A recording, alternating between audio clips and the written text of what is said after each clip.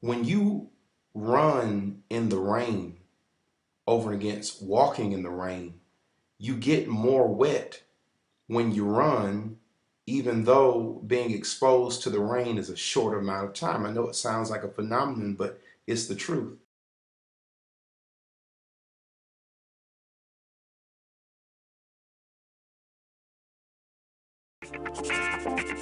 The myth that you stay drier if you run in the rain. Fact is that it's better to walk than to run in the rain.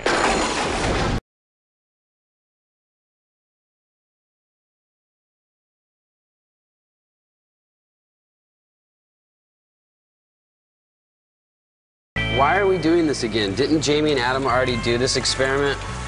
Yeah, but they made the rain. They took a warehouse and it was all man-made, so it was really, really consistent. We're working with some random Mother Nature and see if we can get a different reading. So, how'd you guys do? Did you get a lot of runs in? We did 6 different runs, and our results actually contradicted yours. Really? Yeah, we showed that the runner gets less wet than the walker.